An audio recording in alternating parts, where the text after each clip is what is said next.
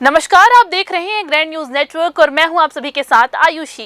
अब मेरे साथ देखिए न्यायधानी सहित प्रदेश भर से जुड़ी हुई तमाम खबरों का सिलसिला शुरू करें उससे पहले एक नजर सुर्खियों पर।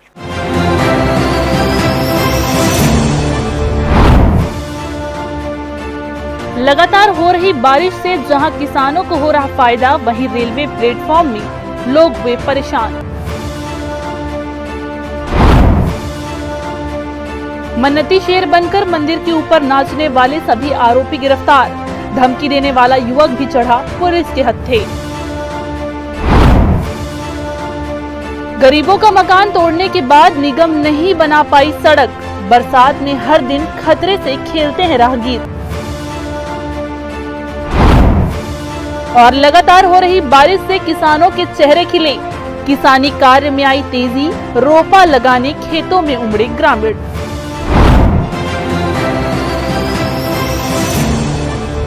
तो ये थी आज की सुर्खियां और अब खबरें विस्तार से। बिलासपुर में बारिश की झड़ी ने रेलवे की तमाम तैयारियों की बैंड बजा दी है। जी हां, स्टेशन के प्लेटफॉर्म नंबर 1 से लेकर अन्य प्लेटफॉर्मों तक शेड से पानी झरने की तरफ बह रहा है। यात्री भीगते हुए खड़े हैं, बैठने की जगह तक नहीं है। जी हां, ट्रैक पर पानी भर गया है, जिससे यात्रियों की सुरक्षा पर बड़ा खतरा मंडरा रहा है। ट्रैक के किनारे जलभराव ने रेल प्रशासन की कार्यप्रणाली पर गंभीर सवाल खड़े कर दिए हैं। न ट्रैक पर पानी निकालने की वैकल्पिक व्यवस्था है, न प्लेटफॉर्म पर कोई इंतजाम। ऐसे में दुर्घटना की आशंका बढ़ गई है। सोशल मीडिया पर वायरल वीडियो और तस्वीरें रेलवे की लापरवाही की गवाही दे रहे हैं। हैरानी की बात तो ये है कि इस वक्त बिलासपुर रेलवे स्टेशन को एयरपोर्ट की तर्ज पर पुनर्विकसित करने का काम चल रहा है। दावा किया जा रहा है कि यहाँ यात्रियों को हाई क्लास इंटरनेशनल सुविधाएं मिलेंगी, लेकिन मौजूदा हालात देखकर यही पूछा जा रहा है कि क्या यही है वो एयरपोर्ट जैसी व्यवस्था। रेलवे का करोड़ों का प्रोजेक्ट इस बारिश में पानी हो गया है। शहडोल स्टेशन जो बिलासपुर मंडल में ही आता है, वहां भी ट्रैक और प्लेटफॉर्म पर पानी भर चुका है। सवाल ये है कि क्या सिर्फ दिखावे के नाम पर काम हो रहा है या फिर असल में रेलवे के दावे सिर्फ पोस्टर और विज्ञापन तक ही सीमित है। बिलासपुर के मंगला क्षेत्र में हल्की बारिश भी लोगों के लिए आफत बन गई है। बारिश होते ही पूरा इलाका अंधेरे में डूब जाता है। बिजली के खंभों से चिंगारियां और तेज धमाके सुनाई देते हैं, जिससे बच्चों से लेकर बुजुर्गों तक में दहशत है। मंगला क्षेत्र में लगे अधिकांश ट्रांसफार्मर खुले हुए हैं, जो राहगीरों के लिए हमेशा खतरा बने रहते हैं। स्थानीय लोगों का कहना है कि कई बार शिकायत के बावजूद ना वायरिंग बदली गई, ना ही जर्जर खंभों की मरम्मत हुई। बिजली का बताएं सर, यहाँ तो साल भर से मतलब बहुत ज़्यादा परेशानी है। दिन में कम से कम 10-12 बार तो गोल होना है। कभी आधा घंटे में आ रहा है, कभी 1 घंटे में आ रहा है। पानी विभाग अपना पानी देता है समय में, अब लाइट ही नहीं है तो पानी कहाँ से मिलेगा। छोटे छोटे बाल बच्चे साले को मतलब पंखा के लिए मतलब तरसते हैं। अब इस तरीके से परेशानी जो है बिजली विभाग से बहुत ज़्यादा हो गया है। पहले पानी की परेशानी ज़्यादा है। लाइट वहाँ जाते हैं, शिकायत की सुनता नहीं है। आ रहे हैं तो आ ही रहे हैं। मतलब अभी इस साल तो मतलब बिजली विभाग का बिल्कुल अनदेखी है। कभी कोई देखना ही पसंद नहीं कर रहा है। मंगला में बहुत समय से साल भरे हो गया, लो वोल्टेज है, जीरो है, कभी लाइन फुल आता है तो कभी जीरो है। वहाँ कंप्लेन करने जाते हैं तो कंप्लेन वो लिखते ही नहीं, कोई सुनवाई नहीं है। चलो आ रहे हैं बस बोल देते हैं, आते ही नहीं। परसों नरसों ही बना है, 50 बार कम से कम गए होंगे एक रोज में। पूरा मोहल्ले वाले लोग भी लिख के दिए हैं, 10 का साइन करके, फिर भी लाइन का परेशानी है। कितने घंटे तक यहाँ लाइट रात में अलग 1 घंटा गोल हो जाता है, 4 बार 5 बार 1 घंटा, आधा घंटा, 10 मिनट, दिन में तो 6 घंटा 4 घंटा ऐसे गोल हो जा रहे हैं। ये आए दिन का परेशानी है पूरा। बारिश की रातों में लोग मोबाइल की टॉर्च से रोशनी कर गुजारा करने को मजबूर हैं। सबसे चिंताजनक बात, जब विभाग को बार बार फोन किया गया तो न कॉल रिसीव हुई, न कोई कर्मचारी मौके पर पहुंचा।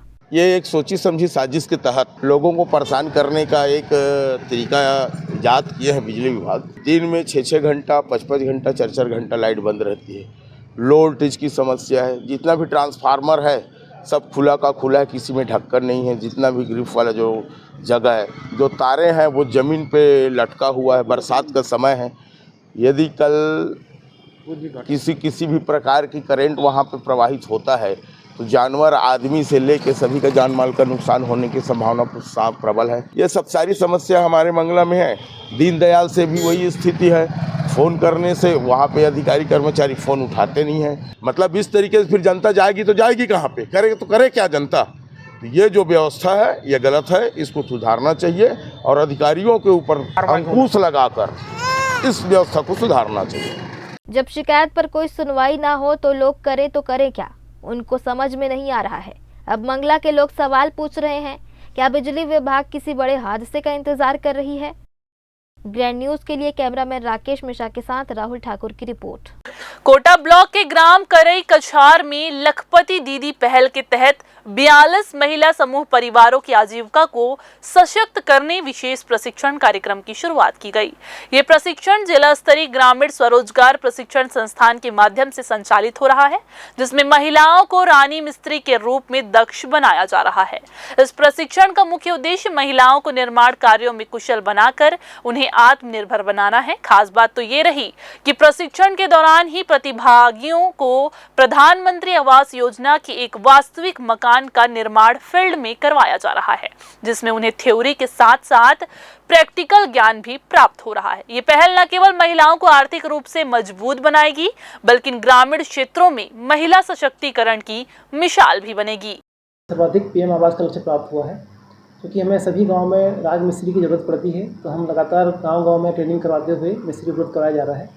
इसी कड़ी में कोटा ब्लॉक के करई कछार गाँव, जो कि दूरस्थ गाँव है, वहाँ पे हमने 42 रानी मिस्त्री जो गांव के आसपास की महिलाएं हैं उनको ट्रेनिंग करवा रहे हैं, ताकि पुरुष के साथ साथ महिलाएं भी हमारे इस काम में जुड़ सकें और हमारे आवास कार्य पूरा कर सकें। मैं इसे बताना चाहूँगा आपको कि इन 42 महिलाओं में 19 बैगा महिलाएं भी हैं जो कि हमारे पीडीजी वर्ग से आती हैं, उनको भी ट्रेनिंग कराया जा रहा है, जो कि न केवल अपना मकान बनाएंगी, साथ में गाँव में और भी मकान बनाएंगी।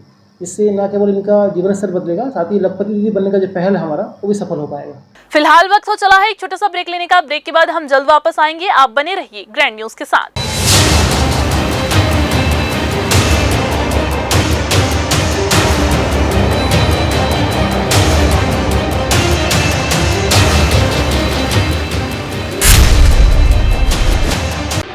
Jaya private ITI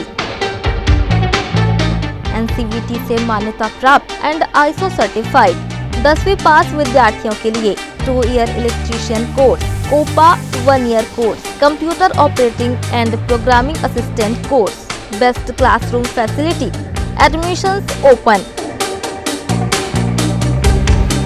Jaya private ITI, Riverview colony, Koni, Bilaspur, Chhattisgarh.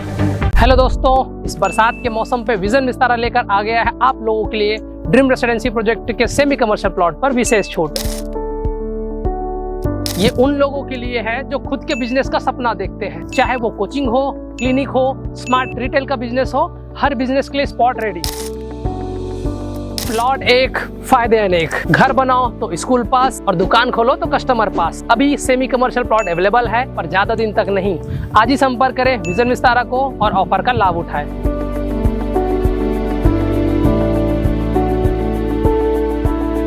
Break के बाद आप सभी का स्वागत है। सोशल मीडिया पर अभद्रता की सारी हदें पार हो गई जब एक युवक ने हिंदू संगठन के युवा नेता राम सिंह ठाकुर को गालियां और जान से मारने की धमकी देते हुए वीडियो पोस्ट किया। मामला सामने आते ही संगठन के कार्यकर्ताओं ने नाराजगी फैल गई, जिसके बाद पुलिस ने त्वरित कार्रवाई करते हुए आरोपी को गिरफ्तार कर लिया। मंदिर के ऊपर चढ़कर शेर नाच करने वाले 3 युवकों की वजह से बिलासपुर शहर में एक तरह से सामाजिक सद्भाव बिगाड़ने की कोशिश की गई।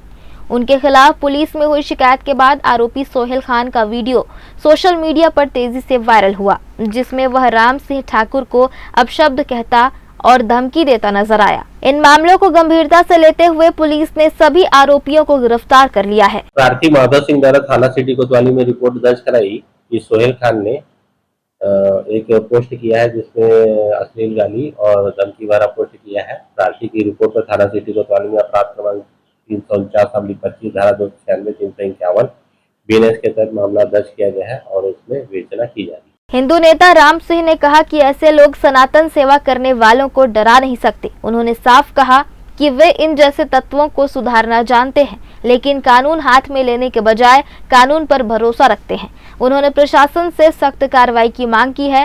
संगठन के राजीव शर्मा ने आरोपी को छपरी बताते हुए कहा कि जो लोग सोशल मीडिया पर इस तरह की भाषा का इस्तेमाल करते हैं, उन पर कानून का डर होना जरूरी है। कोई मुल्ला है, लड़का है, अब इस टाइप का धमकी तो आप धर्म का काम करेंगे तो ऐसी धमकियां तो आते रहेंगी, और इन सब छोटी मोटी धमकियों से हम लोग डरने वाले थोड़ी हैं। हिंदुत्व का काम जैसे कर रहे हैं वैसे ही आज भी करेंगे और हमेशा करते रहेंगे, और मौका मिलेगा तो ऐसे लोगों का इलाज करना भी हम अच्छे से जानते हैं।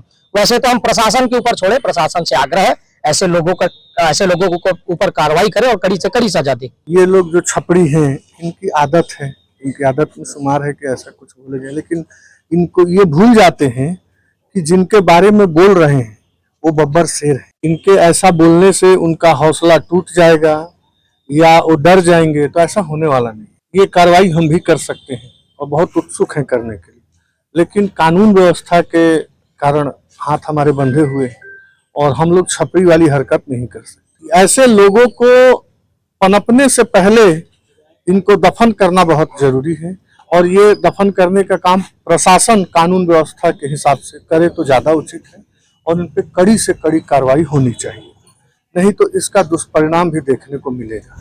ये बर्दाश्त नहीं होगा कि आप हमारे सनातन के साथ खिलवाड़ करें और सनातनी योद्धाओं को जान से मारने की धमकी दें और हम हाथ पे हाथ धरे बैठे रहे। ये बहुत दिन नहीं होगा और ये अंत है, और इसको प्रशासन इसका अंत करे तो ज्यादा उचित। हिंदूवादी नेताओं ने कहा कि यदि समय रहते प्रशासन सख्ती नहीं बरतेगी तो भविष्य में इसके गंभीर परिणाम सामने आ सकते हैं। ग्रैंड न्यूज के लिए कैमरामैन गोलू कश्यप के साथ पिंटू दुबे की रिपोर्ट। छत्तीसगढ़ कर्मचारी अधिकारी फेडरेशन ने कबीरधाम कलेक्टर गोपाल वर्मा के अमानवीय व्यवहार के विरोध में मोर्चा खोल दिया है। जी हां, आप सभी को बता दें, फेडरेशन का आरोप है कि हाल ही में हुए आकस्मिक निरीक्षण के दौरान 42 कर्मचारियों को बारिश के कारण देरी से पहुंचने पर न सिर्फ नोटिस थमा दिया गया, बल्कि कुछ कर्मचारियों को जिला पंचायत परिसर में कान पकड़कर उठक बैठक भी करवाई गई। फेडरेशन ने इसे सिविल सेवा आचरण नियमों का उल्लंघन बताते हुए कलेक्टर के तत्काल स्थानांतरण और पूरे मामले की निष्पक्ष जांच की मांग की है। सोमवार 7 जुलाई को प्रदेश भर के सभी जिला मुख्यालयों में फेडरेशन ने विरोध प्रदर्शन कर ज्ञापन सौंपा। फेडरेशन के प्रांतीय प्रवक्ता GR चंद्रा और संगठन मंत्री रोहित तिवारी ने कहा कि ये कदम कर्मचारियों की गरिमा और मानवीय अधिकारों का हनन है, जिसे किसी भी हाल में बर्दाश्त नहीं किया जाएगा। वर्धा जिले के कलेक्टर गोपाल वर्मा जी द्वारा जो हमारे कर्मचारियों को बारिश में भीगे हुए कर्मचारियों से कान पकड़वाया गया, ये सिविल सेवा आचरण अधिनियम के एकदम विपरीत है और तानाशाहीपूर्ण रवैया है। इसका विरोध में आज फेडरेशन ने पूरे प्रदेश भर में ज्ञापन दिया है ना। उसी संदर्भ में आज हम लोग यहाँ बिलासपुर अधिकारी कर्मचारी फेडरेशन आकर कलेक्टर महोदय को ज्ञापन दिए। क्या मांग क्या है? मांग हमारी है कि उनको इस बात का एहसास हो, और अभी सूचना मिली है तत्काल की वहाँ पे उन्होंने अपनी गलती को खेद व्यक्त किया है। अब इस विषय पे हम लोग फेडरेशन और जितने कर्मचारी संगठन हैं आपस में मिलकर विचार विमर्श करेंगे और आगामी रूपरेखा घोषित करेंगे। कबीरधाम के कलेक्टर द्वारा जो कर्मचारियों के साथ जो एक सिविल सेवा अधिनियम के विरुद्ध जो कृत्य किए थे, उसके लिए आज हम लोग पूरे प्रदेश में पूर्व से 7 जुलाई को ज्ञापन प्रदर्शन करना है करके यह निर्णय लिया गया था। लेकिन कल पता चला शाम को कलेक्टर साहब ने वहाँ सभी जो हमारे फेडरेशन के और जो साथी थे उन लोगों से चर्चा कर उन्होंने अपना खेद व्यक्त किया है। अब इसके बाद जो आगे की उनके द्वारा हमारे फेडरेशन के द्वारा वहाँ से सूचना भी आया है कि कार्यक्रम स्थगित करें करके, इसके बारे में प्रदेश स्तर से जो भी चर्चा करके आगे कार्रवाई करेंगे। फेडरेशन के प्रांतीय निकाय के आह्वान पर कबीरधाम कलेक्टर द्वारा जो कर्मचारियों के प्रति एक सिविल आचरण संहिता नियम के विरुद्ध कार्यवाही की गई थी, उसके विरोध में उस निर्णय के परिप्रेक्ष्य में पूरे प्रदेश में हर जिले में फेडरेशन के द्वारा ज्ञापन सौंपा जाना था, और उसी परिप्रेक्ष्य में हम आज जिला कलेक्टर बिलासपुर को ज्ञापन सौंपने आए थे।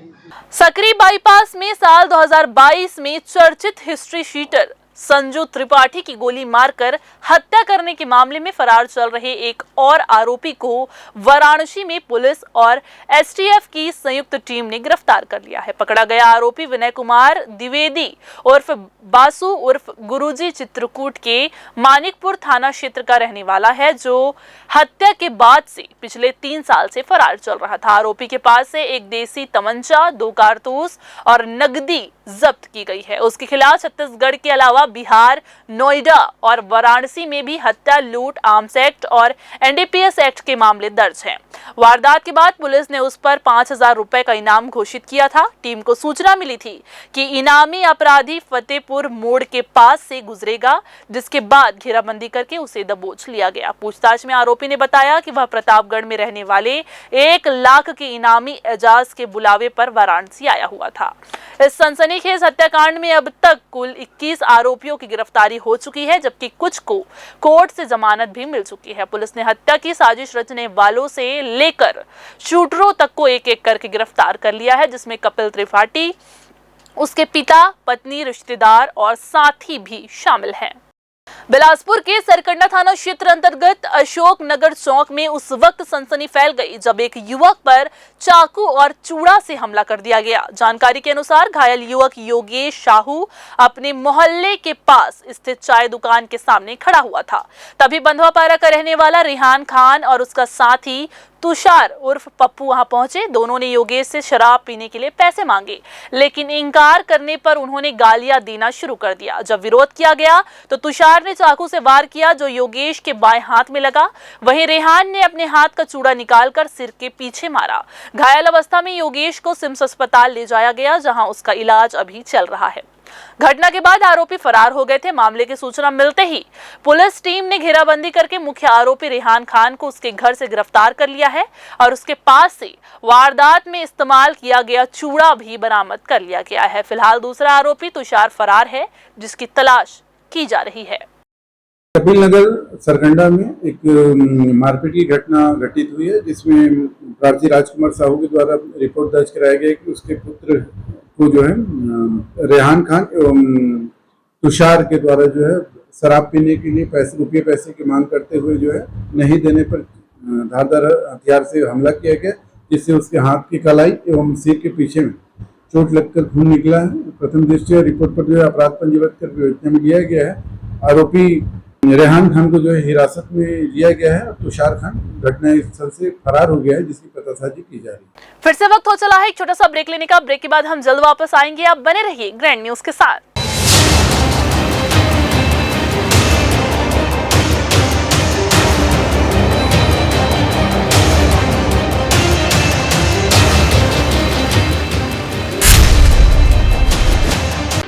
जय जया प्राइवेट ITI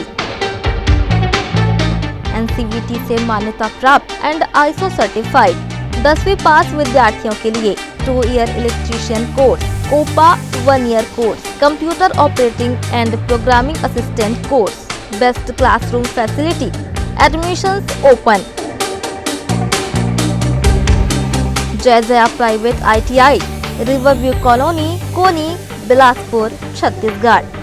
हेलो दोस्तों, इस बरसात के मौसम पे विजन विस्तारा लेकर आ गया है आप लोगों के लिए ड्रीम रेसिडेंसी प्रोजेक्ट के सेमी कमर्शियल प्लॉट पर विशेष छूट। ये उन लोगों के लिए है जो खुद के बिजनेस का सपना देखते हैं, चाहे वो कोचिंग हो, क्लिनिक हो, स्मार्ट रिटेल का बिजनेस हो, हर बिजनेस के लिए स्पॉट रेडी। प्लॉट एक, फायदे अनेक। घर बनाओ तो स्कूल पास और दुकान खोलो तो कस्टमर पास। अभी सेमी कमर्शियल प्लॉट अवेलेबल है, पर ज्यादा दिन तक नहीं। आज ही संपर्क करें विजन विस्तारा को और ऑफर का लाभ उठाएं।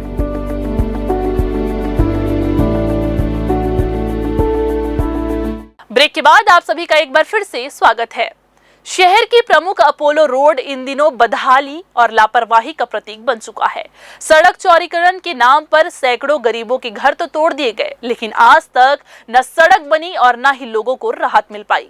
नतीजा ये है कि ये रोड अब मौत का रास्ता बन चुकी है। रविवार दोपहर एक ई-रिक्शा चालक सावधानी से गाड़ी चला रहा था, लेकिन सड़क की खराब हालत के चलते उसका वाहन अनियंत्रित होकर पलट गया। बड़ा हादसा नहीं हुआ, पर रोजाना इस तरह की घटनाएं यहाँ होती रहती है। अपोलो हॉस्पिटल जैसी जीवन रक्षक संस्था तक पहुंचने के लिए मरीजों को जान जोखिम में डालनी पड़ती है। आए दिन एम्बुलेंस, दोपहिया वाहन और स्कूल के बच्चे इस जर्जर मार्ग से गुजरते हैं और हादसे का शिकार होने से बाल बाल बचते हैं। स्थानीय लोगों का कहना है कि गड्ढों और ऊबड़ खाबड़ सड़कों के कारण कमर और रीढ़ की हड्डियों में तकलीफें बढ़ती जा रही है। जो रोड बना रहे हैं इस पे कई गाड़ी पलट रही है, कितनों लोग का हाथ पैर टूट रहा है। इसका हकदार जवाबदार कौन है? गवर्नमेंट तो अपना बोल रही कि मैं रोड बना दूंगा, ऐसा कर दूंगा, चौड़ीकरण करूंगा। घर था घर तोड़ दिए, दुकान था दुकान तोड़ दिए। अब हम गरीब आदमी कैसे अपने पेट्रोल चलाएंगे बताइए आप जरा। ये सरकार है जो किस कदर से कदम उठा रही है। एक बार जो करना है साफ साफ बोले, हम उस पर सक्षम हैं, जैसा बोलेंगे वैसे के तैयार हैं, लेकिन एक बार जो करना है करे, ये बार बार का नाटक ना करे। इसमें आने जाने वाले रोज राहगीर को इतना बड़ा हॉस्पिटल बना है अपोलो, इतना बड़ा हॉस्पिटल बना है, कितना गाड़ियाँ पलट रही है, कितना एक्सीडेंट हो रहा है। इसका जवाबदार कौन होगा बताइए?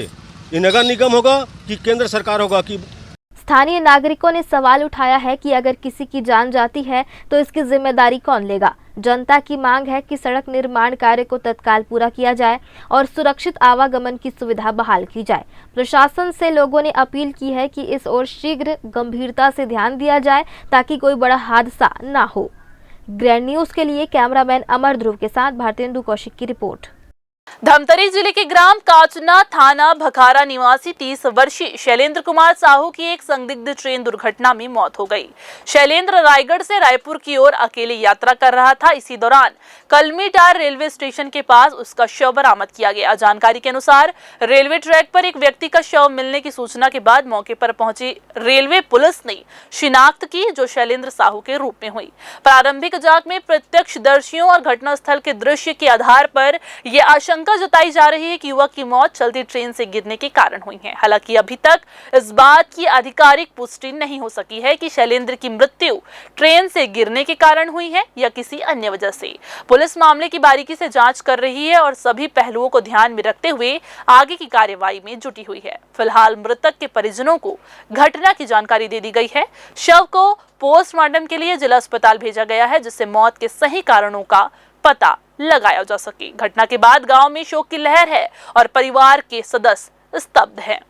भाजपा ने मॉनसून के बीच मैनपाट की ठंडी हवाओं के बीच न सिर्फ मैनपाट में बल्कि प्रदेश भर में राजनीति की गर्माहट ला दी है।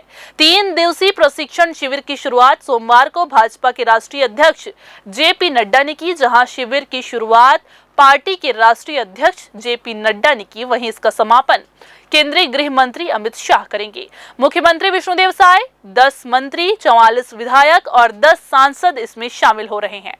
ये शिविर केवल संगठनात्मक बैठक नहीं बल्कि पार्टी की रणनीति, लोकल कनेक्ट और आदिवासी क्षेत्रों में मजबूती का प्रयास है। फिर से वक्त हो चला है एक छोटा सा ब्रेक लेने का। ब्रेक के बाद हम जल्द वापस आएंगे। आप बने रहिए ग्रैंड न्यूज के साथ।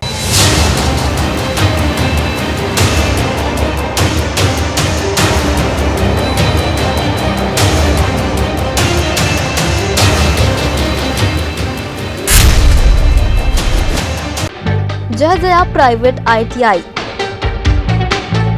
NCVT से मान्यता प्राप्त एंड ISO सर्टिफाइड 10वीं पास विद्यार्थियों के लिए 2 year electrician course, OPA 1 year course, computer operating and programming assistant course, best classroom facility, admissions open. Jai Jaya private ITI, Riverview colony, Koni, Bilaspur, Chhattisgarh.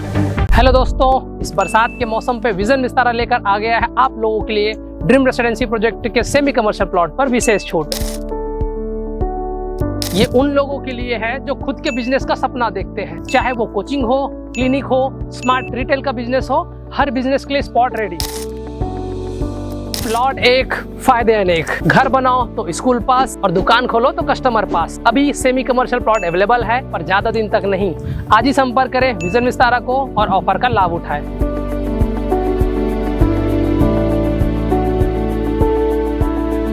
Break के बाद आप सभी का एक बार फिर से स्वागत है। बीते 4 दिनों से लगातार हो रही बारिश के बीच जिले के किसान अब धान की रोपाई में व्यस्त हो चुके हैं। रोपा के लिए अब तक हुई बारिश पर्याप्त नहीं थी, जिसकी वजह से इस साल थोड़ी देर हो गई। अब लगातार बारिश से किसानों को रोपाई के लिए बेहतर वातावरण मिल गया है। इधर छिड़काव पद्धति से बोनी के लिए 10 दिनों पहले ही पर्याप्त बारिश हो चुकी थी, जिससे लगभग 60% किसान बोनी कर चुके हैं। खरीफ के लिए जिले में इस साल के लिए निर्धारित 1,77,000 हेक्टेयर क्षेत्र में बोनी के लक्ष्य को पाने जिले के किसान जुट चुके हैं। लगातार निराश करने के बाद बीते 4 दिनों से हो रही बारिश से खेत लबालब है और किसान धान का रोपा लगाने में व्यस्त हैं। कुछ किसानों ने बताया कि डीएपी खाद की कमी की वजह से उन्हें खेती में समस्या हो रही है। किसानों ने सरकार से डीएपी खाद उपलब्ध कराने की मांग की है। अभी रोपाई की तैयारी चल रहा है, थरहा वगैरह दिए हैं। अब लगभग 15 तारीख से लगना स्टार्ट हो जाएगा हम लोगों का। और खातू वातू का थोड़ा भी समस्या चल रहा है, भीड़ के नाम से खातू नहीं मिल पा रहा है। और अभी कभी डीएपी आ रहा है, कभी यूरिया आ रहा है, इस सब से परेशानी होते जा रहा है। तो अब लेंगे तो एक साथ ही लेंगे, ऐसा तो समस्या चल रहा है। बाकी खेती बाड़ी का काम चल रहा है। अभी क्या क्या खाद भी नहीं मिल पा रहे हैं? अभी कभी डीएपी मिल रहा है तो कभी यूरिया मिल रहा है, यानी एक साथ दोनों नहीं मिल पा रहा है, तो हम नहीं ले रहे हैं। अभी क्या चाहते, क्या हम करने की? हम अभी तो पहले चाहते हैं डीएपी मिल जाए और उसके बाद यूरिया बाद में मिलेगा तो भी चलेगा। हो गया है तो गोबर खाद छिछा गया है और अभी जुताई का काम चल रहा है खेती का। इसके बाद अगला प्रोसेस क्या रहेगा? इसके बाद सीधा रोपा लगवाई चलेगा। उसमें रोपा लगवाई करेंगे, उसके बाद दवाई माटी छींगे, मतलब खाद छींगे पहले डीएपी और यूरिया, उसके बाद कहाँ कीटनाशक वगैरह डालते हैं। खातू हमारे यहाँ बहुत परेशानी है, खातू नहीं मिल रहा, डीएपी नहीं मिल रहा है। और बाकी यूरिया और वो मिल रहा है राखड़, डीएपी नहीं मिल रहा। डीएपी नहीं मिल रहा है। उसके बगैर काम चल रहा है? नहीं चल रहा है ना, डीएपी बिना काम चल रहा है। सरहा दिए हम, सरहा देने के बाद अब रोपा के तैयारी, रोपा सब खातू ही डीएपी की प्रॉब्लम है। यूरिया मिला थे और बाकी सब मिला थे, डीएपी भी नहीं मिला था। बिना काम नहीं चले। जब डीएपी बिना मतलब आधा डीएपी छींचे आधा डीएपी नहीं छींचे ना तो असर दिखा देते। जब डीएपी नहीं पड़े है ना वो नहीं हरिया, डीएपी के बिना अधूरा है। बस ओखरे से तैयारी है, मोरा रोपा तैयार। प्रदेश में मानसून का आगमन इस साल 15 दिनों पहले हो चुका था। कृषि विभाग के उप संचालक पीडी हथेश्वर ने बताया कि जिले में लगभग सामान्य वर्षा है, जिससे खेती का कार्य किया जा सकता है। उन्होंने बताया कि छिड़काव पद्धति से किसानों ने पहले ही बोनी पूरी कर ली है। अब लगातार बारिश के बाद खेतों में रोपा के लायक पर्याप्त पानी जमा हो चुका है, जिससे किसान इन दिनों रोपाई में व्यस्त हैं। जो नर्सरी पहले डाल चुके थे वो किसान भाई रोपा लगाना प्रारंभ कर दिए हैं और रोपा लगाने के लिए पर्याप्त पानी हमारे डिस्ट्रिक्ट में पर्याप्त है। किसी प्रकार के पानी का अभाव नहीं है और इस समय प्राय वही किसान रोपा लगा रहे हैं जिनके पास सिंचाई के साधन था और जो नर्सरी पहले कम से कम 15-20 दिन पहले डाल चुके थे, उनका रोपण का कार्य प्रारंभ है। और खाद बीज की कोई कमी? खाद बीज की कोई कमी नहीं है। डीएपी के कुछ कमी आपूर्ति हो रही है, लेकिन दूसरी जगह में संतुलित उर्वरक, सुपर फास्फेट, यूरिया और पोटाश की आपूर्ति की जा रही है। खाद बीज की हमें किसी प्रकार कोई दिक्कत नहीं है। किसानों का कहना है कि यदि मौसम साथ दे और समय के रहते डीएपी खाद उपलब्ध हो जाए तो 1 कट्ठा में 1 क्विंटल धान का उत्पादन संभव है।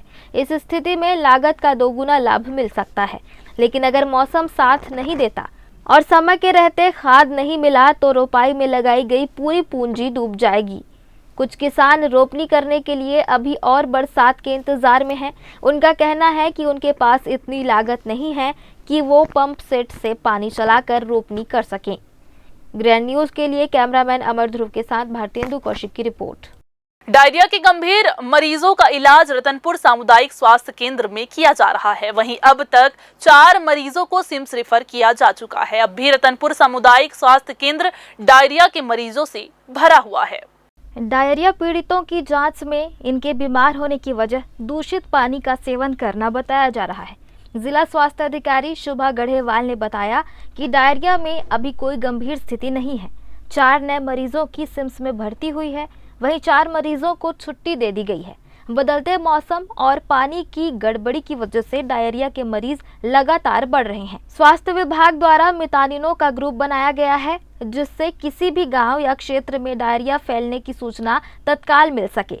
स्वास्थ्य टीम को अलर्ट मोड पर रखा गया है। प्रभावित क्षेत्रों में लगातार ORS और क्लोरीन टैबलेट का वितरण किया जा रहा है। जिले में अभी स्थिति सामान्य है। इसके साथ ही स्वास्थ्य अमला आसपास के गांव में भी लगातार सर्वे कर लोगों को डायरिया और मलेरिया से बचने के लिए जागरूक कर रहे हैं। डायरिया के पेशेंट अभी रतनपुर से जो आ रहा था, पर कोई उसमें गंभीर नहीं है। कल शाम की स्थिति में 4 केस भर्ती थे और 4 की छुट्टी होने वाली थी। 8 केस थे टोटल, जो 4 आज सुबह छुट्टी हो गए होंगे। 4 जैसे आ रहे हैं, 4 छुट्टी हो रहे हैं, इसी हिसाब से 8-10 केस PSC में एडमिट हो रहे हैं। मैम सिर्फ रतनपुर में ही कि अदर और कहीं मिला है? अदर में देखिए, अभी तो मौसम है, मौसम के हिसाब से सब जगह 2-2, 4-4 केस सभी एरिया से आते हैं, जो कि पानी की गड़बड़ी और अभी जो ह्यूमिडिटी हमारी बढ़ती है, तो भोजन लोग बाहर रखते हैं, जो ख़राब हो जाता है वो खा लेते हैं। और पानी सबको उचित सलाह दी जा रही है कि पानी उबाल कर पिएं और ताज़ा भोजन खाएं, शौच से आने के बाद हाथ धोएं। ये सब स्वास्थ्य शिक्षा हमारे द्वारा सबको दी जा रही है। कॉम्बैट टीम हर PSC लेवल पे गठित की गई है। जैसे ही उनको समाचार मिलते हैं और वैसे ही वो वहाँ पे पहुँचते हैं। और दूसरा, मितानिन के भी हमने ग्रुप बना के रखे हैं कि जैसे ही मितानिन खबर करती है कि इस गांव में डायरिया है, तो वहाँ हमारे RHO सुपरवाइज़र जाके तुरंत घर घर सर्वे करके सबको क्लोरीन टैबलेट बांटते हैं, ORS देते हैं, और जिनको दवाइयाँ हैं वो दवाइयाँ देते। सभी जगह टीम बना के रखा गया है और जैसे ही अपन को पता लगता है तो ज़िले से भी हम जाके विजिट करते हैं। पानी के दूषित होने की आशंका को लेकर प्रभावित क्षेत्र से पानी का सैंपल लिया जा रहा है, ताकि रिपोर्ट आने के बाद नियंत्रण कार्य तेज करते हुए पानी से हानिकारक तत्वों को निकाला जा सके। लगातार मिल रहे मरीजों को देखते हुए स्वास्थ्य विभाग की ओर से सर्वे भी कराया जा रहा है और जरूरी दवाओं का वितरण किया जा रहा है। लोगों को साफ पानी पीने के लिए जागरूक किया जा रहा है। इसके साथ ही पानी साफ करने के लिए क्लोरीन टैबलेट का भी वितरण किया जा रहा है। सलाह दी जा रही है कि यदि उल्टी दस्त की शुरुआत हो रही है तो इसे गंभीरता से लिया जाए और तत्काल सामुदायिक स्वास्थ्य केंद्र पहुंचकर अपना उपचार कराएं। ग्रैंड न्यूज के लिए कैमरामैन अमर ध्रुव के साथ भारतेंदु कौशिक की रिपोर्ट। नगर निगम के मोपका क्षेत्र में महीनों से नाली की साफ सफाई नहीं होने से नाली पूरी तरह से जाम हो गई है। नाली के ऊपर झाड़ लग चुके हैं। दुर्गंध से आसपास के लोगों को समस्या झेलनी पड़ रही है। वहीं नगर निगम के कर्मचारी द्वारा मोहल्ले की नालियों की सफाई के बाद कचरा वहीं छोड़ दिया जाता है, जिससे समस्या वैसी की वैसी बनी रहती है। नगर निगम की जिम्मेदारी है कि वो अपने क्षेत्र में समुचित सफाई व्यवस्था बनाए रखे, जिसमें नालियों की सफाई भी शामिल है। नालियों की सफाई न केवल स्वच्छता के लिए बल्कि बीमारियों को फैलने से रोकने के लिए भी आवश्यक है। वार्ड वासियों ने आरोप लगाया है कि सफाई कर्मी कभी कभार ही सफाई करने वार्ड में आते हैं, जिससे सफाई व्यवस्था बदहाल है। बीमारी फैला थी भैया, बुखार मच्छर पूरा कहाँ जाए, पूरा नाले और बहुत ज़्यादा गड्ढा है, कचरा निकल नहीं सका। तो हर महीना सफाई होती है? हर महीना नहीं हो भैया, अचानक आई ये स्लीपर वन पति निकालते, फिर निकाल ऊपर फेंकते अचानक से। अभी यही में छोड़ के चल दी है? अभी तो हफ्ता भर से ऊपर हो गई में छोड़ के चल दी। कई पे बोल रहे हैं भैया, कई पे बोल रहे हैं सूखे दे बोला तो। अभी पानी में कहाँ सूखे? नहीं सूखाना भैया, जैसे उठा के लेकी तो उनकी होती भैया। कहाँ होना चाहिए? तो भैया जल्द से जल्द सफाई होना चाहिए भैया का। तो ये थी आज की बुलेटिन की तमाम खबरें। अगले बुलेटिन में फिर से होगी आपसे मुलाकात। तब तक के लिए पूरी टीम के साथ मुझे दीजिए इजाजत। नमस्कार।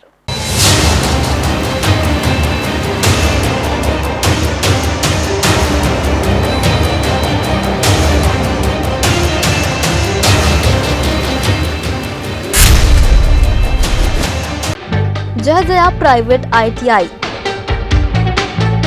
NCVT से मान्यता प्राप्त एंड ISO सर्टिफाइड 10वीं पास विद्यार्थियों के लिए 2 year electrician course, COPA 1 year course, computer operating and programming assistant course, best classroom facility, admissions open. Jaya private ITI river view colony, Koni, Bilaspur, Chhattisgarh. Hello दोस्तों, इस बरसात के मौसम पे विजन विस्तारा लेकर आ गया है आप लोगों के लिए ड्रीम रेसिडेंसी प्रोजेक्ट के सेमी कमर्शियल प्लॉट पर विशेष छूट। ये उन लोगों के लिए है जो खुद के बिजनेस का सपना देखते हैं, चाहे वो कोचिंग हो, क्लिनिक हो, स्मार्ट रिटेल का बिजनेस हो, हर बिजनेस के लिए स्पॉट रेडी। प्लॉट एक, फायदे अनेक। घर बनाओ तो स्कूल पास और दुकान खोलो तो कस्टमर पास। अभी सेमी कमर्शियल प्लॉट अवेलेबल है पर ज्यादा दिन तक नहीं। आज ही संपर्क करें विजन विस्तारा को और ऑफर का लाभ उठाएं।